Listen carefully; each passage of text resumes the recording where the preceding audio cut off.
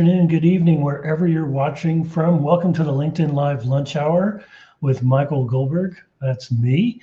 And today I've got a great guest. Jim D'Amico I've known Jim probably for the last 2 or 3 years now, 4 years, 3 or 4 years now. We're going to be talking about some interesting things today. And so let me bring him on first. I always like to do a big build-up. It's not much of a build-up, but there he is. There he is, right? He is the global head of talent acquisition for Celenase Corporation. I'll let him talk more about Celenase, but I'll just give you a little hint.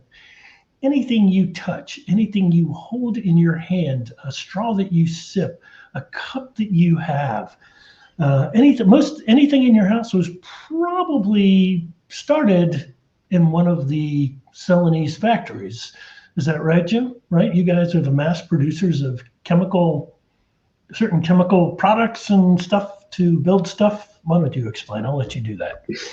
Yeah, so we are a chemical company, and our chemicals wind up in everything that you use everyday life. We're on average about 4.5 pounds of every car. We're in your iPhones. Our Blue Ridge cellulose is probably in your drinking straws, things like that. So yeah, we are just about everywhere. We're the sweetener in Coke Zero and in sugar-free gelatin. We are the adhesive that makes Gorilla Glue stick. So yes, we are everywhere. All right, so let's talk about Gorilla Glue. I love Gorilla Glue. Think it's great. But the problem is when it dries, it kind of bulks up. It forms that, if you've used it, it forms like this. You almost have to kind of chop away at it because it's so thick. So can you get that fixed at Celenase to say so it doesn't coagulate and build up?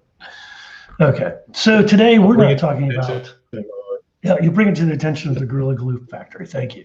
But we're not here to talk about Gorilla Glue. We're here to talk about Jim and to talk about talent acquisition. It's something that's near and dear to both our hearts. Jim's also the president of the Association of Talent Acquisition Professionals, otherwise known as ATAP. So check out ATAP at atap.org when throughout the broadcast here.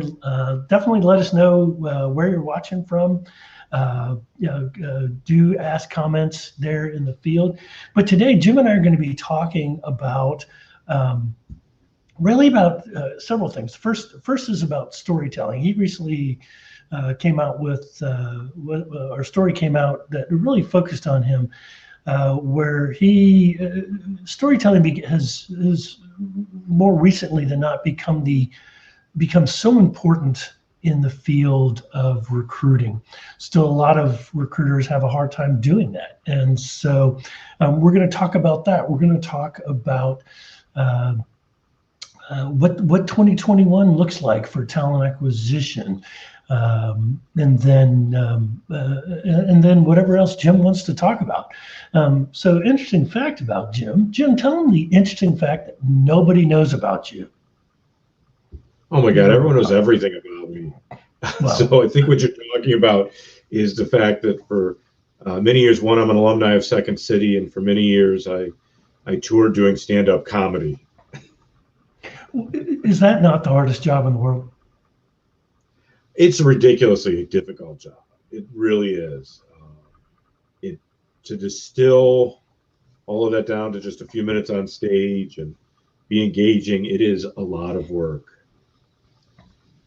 And, now, so did you tour with anybody famous in the Second City Act, or were you kind of like in the B or C group?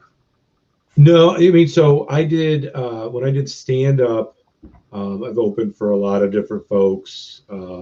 This was some time ago. So, dudes like Bobby Slayton, a great dude that I love, probably the biggest name that I'd opened for. Patrice O'Neill, when he used to come through Cleveland, would open for him. So, but you didn't open for like Jerry Seinfeld or Ellen DeGeneres or any of those people? Oh gosh, no. Two different worlds, two very different worlds. Okay, all right. Well, there you go. I was getting $150. Well, hey, as long as you're making money, right? So have you, do you think it really helped you kind of prepare for your life in talent acquisition? If so, how? Oh, absolutely. So really what the two things that prepared me the most were, the training at Second City to learn the mechanics of improvisation, right? Which focus on the fundamental rule is the concept of agreement. And, talent acquisition residing in HR, particularly 25 years ago, HR was so programmed to say no, but when somebody came to them with something, right? They were very risk adverse and focused on that. So to be the guy that was trained to say yes and to keep dialogue going was always a really good thing. Also, you learn to expect the unexpected and to think really quickly on your feet, which is just, I mean, that's so much of our job, Michael, as you know. And then with stand up, what I really learned about stand up is that stand up is so much of what we do is actually sales. And you are selling a punchline to an audience, and you're learning to read that audience, and how you deliver that really helps you develop the tools to deliver ideas, messages in various ways that you may not normally think about. And it also teaches you to deal with rejection pretty well, because when you're learning stand up, you bomb a lot. And I still have those bomb nightmares where I'm just up on stage and it is silent. Yeah, kind of like initially when you started to answer the question, and all of a sudden my earpieces went out on me.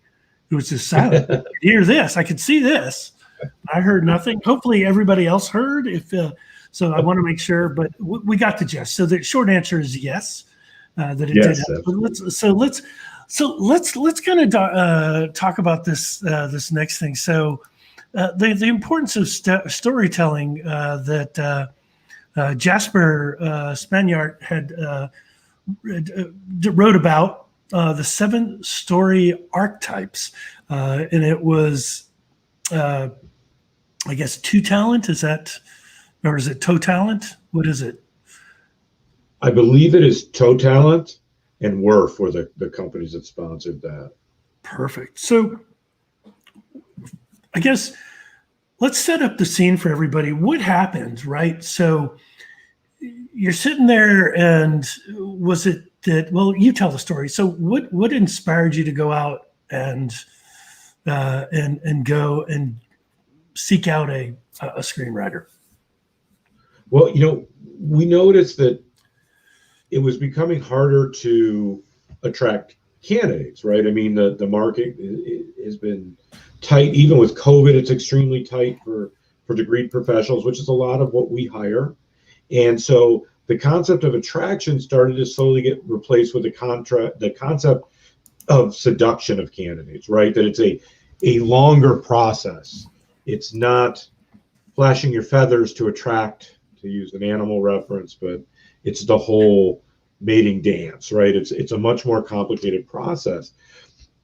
And what we understood was that everything we do is based on storytelling as people, that's just very much in our cultural DNA. Storytelling has been how we've passed information to each other for millennia. And we started to talk about it more as a team. And what we really started to talk about was the concept of serialized storytelling.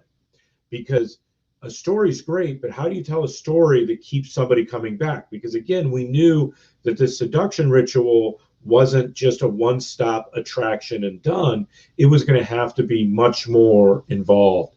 So we started talking about how do we tell stories like that. And look, everybody thinks they're a great storyteller, and we're not.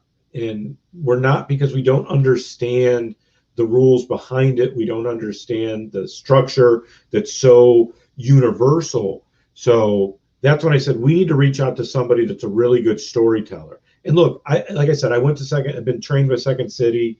I've been through their programs. I've done stand up. I've written 2 short films. But you know what?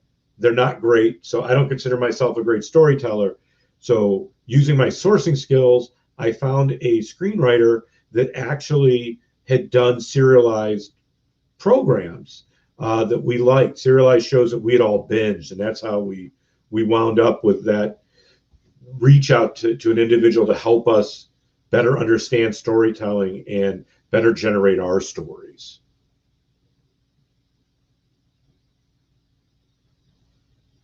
Michael? All right.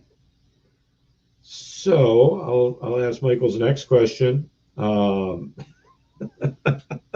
not sure where it's always nice when I come. It's always nice when I come back on, isn't it? So did you when you were looking at screenwriters, you chose Nellie. I'm sorry. Tell me her last name. Nellie Raffay. Nellie Raffay, and I had the chance because I remember when it was about a year ago. I was talking to her because you had told me about her, and she had all the we never got started because we were trying to connect in LA, but it's a good thing things didn't happen because, and I agree with you wholeheartedly. I think that recruiting does have a hard time telling their own story, right?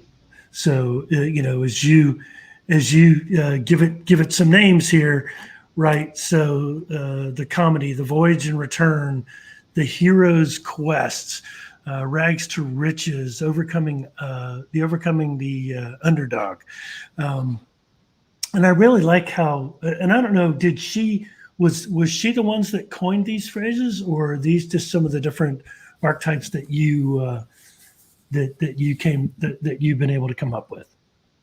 No, these are basically universal archetypes. So, again, skilled storytellers are, very aware of these and very aware of how they've been used in storytelling, whether it's literature, TV, movies, speaking. So these are the tried and trues that exist out there. So she helped us better understand them, so what the mechanics are of each of those, when to use them, what to use. For example, tragedy is one of those 7 archetypes, but tragedy is not really in our toolbox. Yep. Well, because why do you think that? Well, tragedy has a place in storytelling. It's often used to drive a larger moral story. However, it requires a tremendous deal of emotional investment from the storyteller and the listener. And for the work that we're doing with candidate attraction, there's other things that require a different level of emotional investment that are more engaging. Tragedy can be exhausting, it can be painful, and the recovery from a tragic story is usually required much longer recovery than other of the archetypes. So I know I've done some research on Joseph Campbell. Are you familiar with who Joseph Campbell is? I am not. So Joseph Campbell came up with, back in the 1940s, he was the gentleman who really kind of helped shape the infrastructure of what a good story is, right? So so what he did was he looked at movies, he looked at books, right? Because that's all there really was back in that day. Radio broadcasts would have, The Shadow or Superman. They would have these different, these different radio shows that, of course, you nor I did, but our parents did. Our parents listened to that stuff. My father used to tell me all kind of bedtime stories where he'd pull stuff from The Shadow, which I'm like, who the hell is The Shadow? It's scaring the hell out of me, right? So who says no one's afraid of their own shadow? Well, if you knew what this guy did. But anyway, what Joseph Campbell does is, after collecting all that, he came up with that there are essentially 3 parts to the journey. There's the departure, right? The hero's quest to go out and really find what they're looking for. And then the initiation. So they go through these different challenging tests along the way. The hero does. And then the return, they come back triumphant. So it's the same concept of boy gets girl, good conquers evil, the whole schmear, right? So, and I've actually been able to use some of that when I'm working with companies and individual clients on their storytelling and I like to use The Princess Bride is the easiest. That's the great story, right? I get all the names wrong. I hack the names up along as I go the way. But, is it Loxley? Let's see, this is how it all starts. Right? The young blonde-headed guy, I forgot his name. He goes out and he's in love with the girl, but the girl's a princess. And, he goes through he deals with Andre the Giant and fights him off. He deals with the guy that's been in every Pixar movie. He's the voice of Rex. And you know who I'm talking about, right? And he gives him the poison. Yeah. He dies. So he and gets through the rats in the forest, right? He goes through all of this. But in the end, he comes back, right? Triumphant. And of course, he gets the girl. And I think a lot of people, so from a corporation standpoint, I think the 7 archetypes that's talked to here, I think the same applies here. He just breaks it down into 3 versus 7. And I bet there are more archetypes that we're not even thinking of. Well, right? And I think what he's doing too is taking those archetypes and putting them into the 3-act framework, right? That is the framework that we're most familiar with in our world, which is, you basically, it's your beginning, your middle, and your end, right? And the difference between the beginning which is all your setup, you're laying the framework, your middle part is your conflict, and then your final part is that resolution. And, that's the 3-act structure we're most familiar with. Correct. And so, so you talk about the overcoming underdog, and it's great. So where did you get so they use the example of Uber as the overcoming, rags to riches is Amazon, Hero's Quest is Tom's, Voyage and Return is Apple, which I think is great. Comedy, I mean, not only do they have Dilly Dilly, but they also have you mentioned here, the What's Up? You have those. You have those commercials. You've got the horse and the dog and all the super. I mean, right? Because where does our head go? It goes immediately to Super Bowl commercials. Yes. Right. And they're trying to invoke into a brand that's been around for 150 years, 1800s, right? Oh yeah. I don't know when Anheuser-Busch was. I don't know the founding date, but I think it's good to poke fun of yourself. Save the children. Could that also apply to like UNICEF, the tragedy? Could that like UNICEF? And it's tugging at people's heartstrings and getting them to understand that, hey, if you want to come work here, you're contributing to a mission of X or a mission of Y, right? Is that what you were getting at there? Yes. Yeah, absolutely. When you're the archetype of tragedy is generally, most often we think about it in the terms of Greek literature and Greek theater, where it is a tragedy when everyone is dead, right? That's how it ends.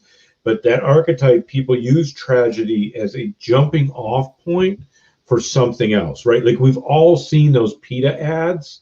You're watching a game or something, and then that sad Sarah McLachlan song comes on, and we see the sad dogs, and we're getting on our phone to make a donation right away. Like we see that it does drive something. It's just what we do. Again, it's emotionally exhausting. It's not a format we tend to use in our day to day. So here's a tough question. Sorry about the dogs. Don't know why they're barking. But tell me why. And I hear them echo in my head. Oh, I love working from home. Where does Celenase fall in the archetype? So it depends. That's a good question, Michael. So for each of our recruiters, they may have stories that apply to several different archetypes, because what's important is that the stories they develop are personal to them, right? So that they are personally invested in that story. So you have to be the narrator of your own story. And so we have a lot of different archetypes that we can work in. So like overcoming the monster, for example, that's a fairly common one because we are the smaller player, right? We are David to other chemical companies Goliaths, right? So those stories are pretty prevalent. We have a lot of people on our team that have, throughout Celenase, that have left Celenase and come back. So that voyage and return is really common. I personally, because of my background, I use comedy a lot early on in my storytelling, because when you use comedy, you have to be your own punchline, right? In comedy, I can't make fun of people that can't defend themselves. So oftentimes as an icebreaker, a great story, because we can all relate to it, is when I talk about my own buffoonery. People relate with that. And what it's great for is when I tell those stories of comedy, I love to tell them in a way that's engaging and funny, but about a mistake I made and how that mistake was actually perceived and managed at Celenase, right? That we don't punish those mistakes. That I made a buffoonish mistake, but that's part of, bringing our whole self to work. We're allowed to make mistakes, and, what we learned from it. And people can really relate to that. So you can use just about any of these archetypes at any company. It really depends on your own experiences. So do you use the storytelling in your job postings, or is it more coming from the heart from the recruiter that's talking to the candidates they're trying to either source passive or talking to active candidates? Yeah, it's really on that passive side where we really focus it on. So if you're looking at our job ad, you're probably looking for a role and ready to click, right? We're really focusing on these long-term relationships to build out that candidate, pipeline, whatever you want to use. But we know it's going to take several calls, which is the other reason why we want these stories to be somewhat serialized. We want to be able to have the ability to say, hey, I've really enjoyed speaking with you, and I'd like to talk to you again and tell you more about Celenase next time. And if it's an engaging story, people are like, oh yeah, that would be great. I would love that. So these are people that we're reaching out to that we're probably at minimum 3 months away from really recruiting to 6 to 12 months away. So these are the candidates that we are in our virtual Rolodex. Nobody knows what that is anymore. But so I can't do this anymore. Exactly. No one knows. I do that all the time, and people look at me like I'm crazy. Well, aren't you? A little bit. Well, you're right. I agree with you. I think buffoonery is the best, and I do it. I think I've aced that already.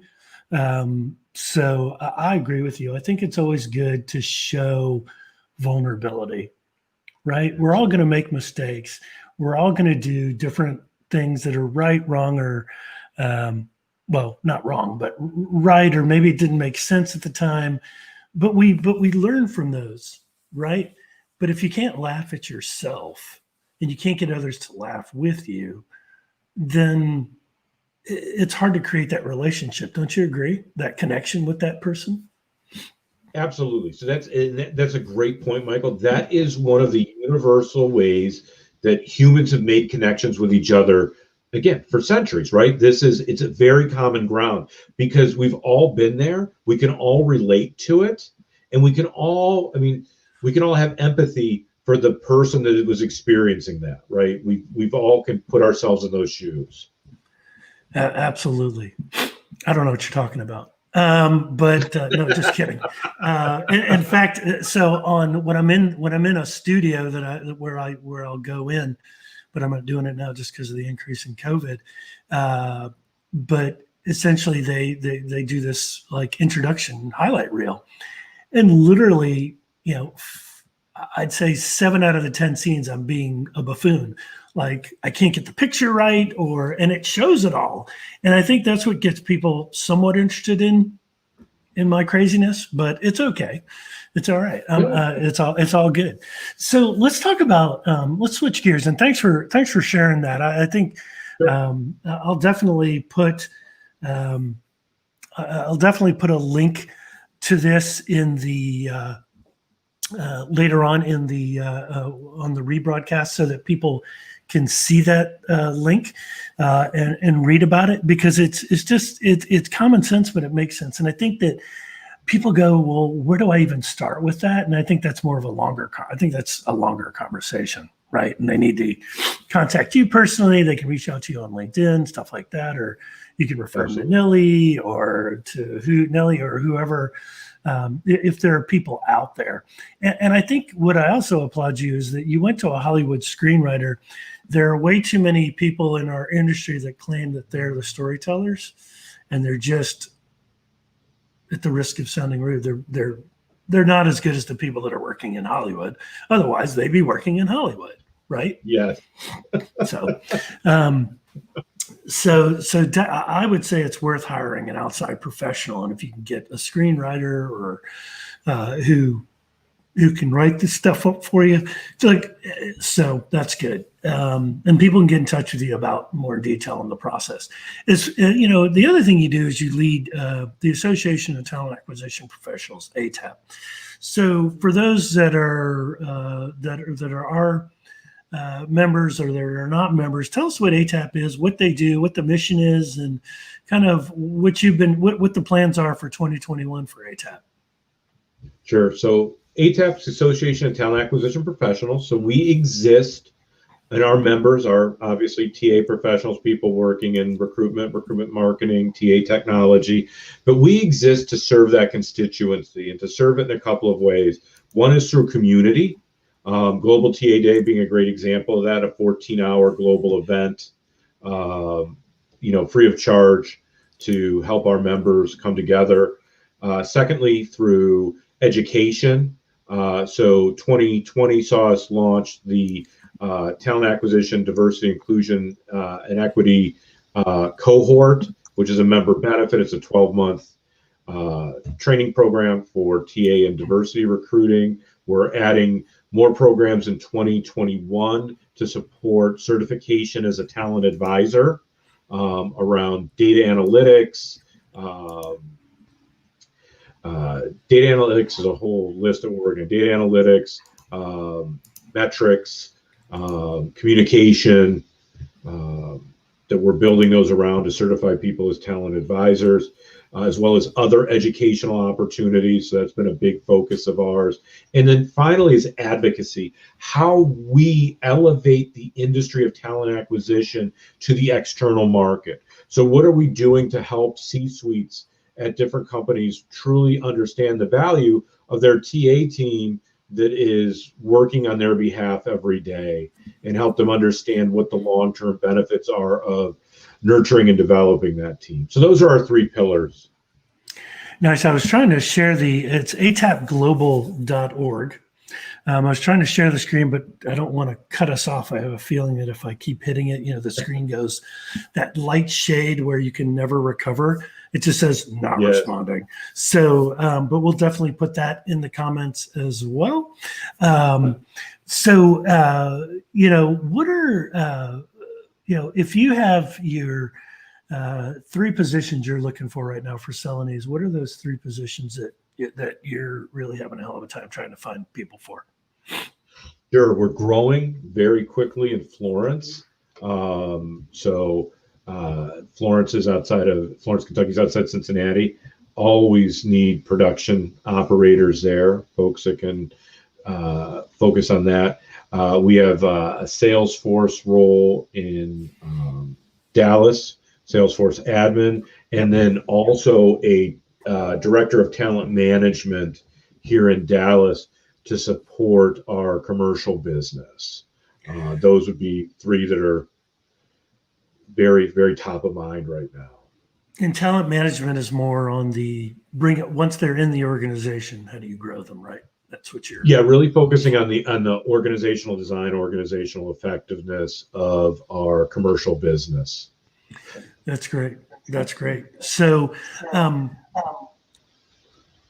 what's your kind of vision or crystal ball predictions for 2021 as it applies to recruiting?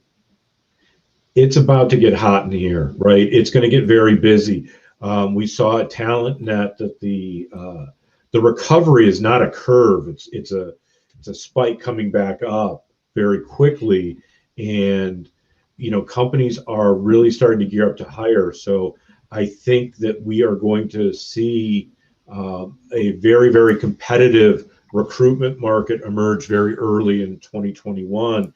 So if you have not been preparing for that and really setting up your game for 2021, you need to spend the last 4 weeks of the year really doing that, because I think we're gonna start quick, and there's a vaccine in our future, and the recovery is going to be faster than like our recovery from 2008, right, which was a very shallow. This is a rocket. Do you think, and what do you trying to think here of the question. The question would be, what do you think the most in-demand skills are going to be, though, for 2021? Is it still going to be tech? Is it still going to be logistics and supply chain? Because the logistics supply chain part, and I'll tell you where you really need to people should do is they should start dry ice businesses, because I heard that is the biggest obstacle that people, because the vaccine has to be at a certain temperature when transported, right? Yep. Yeah. So logistics is huge. I think tech remains strong, particularly data analytics roles. I don't think that those are going to go away. I think a lot of companies sort of pause some of that. So I think those are going to be important in our world. Anything in production, process engineering, reliability engineering. Look, we've had a very, very strong year. So those roles in manufacturing are going to still be there. And I think, there's also a space that's being created for technology and learning for remote workers. I think that's going to be a growing trend. And, we all got stuck with it this year. And now we've got to figure out how to make it work moving forward for a lot of organizations. So I think there'll be a space there as well.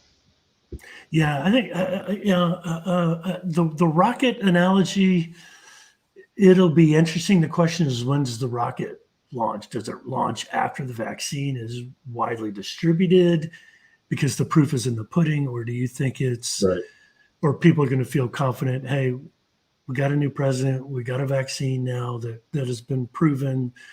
We're starting to see the numbers really come down. Like, do you see it immediately in January, or are we probably talking like second quarter? So, I think it depends on your industry and the company. We started seeing it in the fall for us. So we've already seen that. I think, again, for some companies, it may be vaccine related. For others, it could be quicker. I think remote work has changed a lot of it. So, you don't have to hire people where you're at or to come into your office anymore.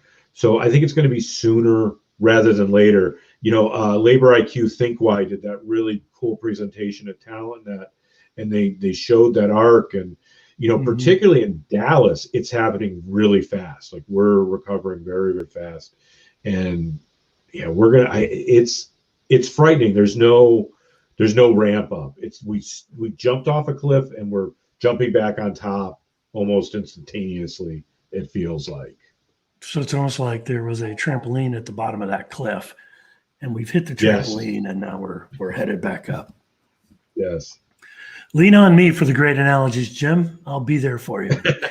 So, well, hey, it's been great having you on and talking to you. We're at the top of the hour, and I've enjoyed talking with you as always. It's always great to collaborate with one of the thought leaders of our industry, and I can't tell you how much I appreciate you taking time right after the holidays on your busy, as things start to crank back up. And certainly if you guys are in that OD space, and I've got a couple of names in mind, I'll call you offline to give you some names. Then but also Salesforce admins. But if you live in Florence, Kentucky, not Florence, South Carolina, or Florence, Italy, and you're a production person, there are plenty of opportunities there as well. So, hey, Jim, thanks so much for coming on. I really appreciate it. And thank you, man. I know our guests have enjoyed it. I appreciate all those that have. There were comments here, but since I'm at that light screen where I can't touch anything except the X button, so it'll cancel us out.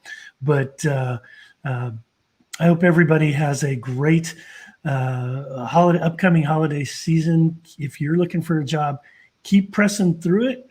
Don't give up. Check out Celenase, that's CELENASE.com for job openings. And, talk to Jim or any one of his fantastic recruiting team members. By the way, a requirement for Jim, if you're a recruiter, is you do have to wear glasses. It's a joke, because he was on a panel last week at Talent, and all three of them had, two of the three had them on, but when I made that smart aleck comment, the third one put her glasses on. I forgot her name, but she put her glasses on. So I think it's been a great conversation. And Jim, I know you and I will talk soon, but wishing you and everyone a happy holiday season, and stay indoors, wear a mask, don't get sick, do what you can to make the world right again. And Jim, thanks for coming on. Thanks for having me, Michael. Always a pleasure. Take care. Bye.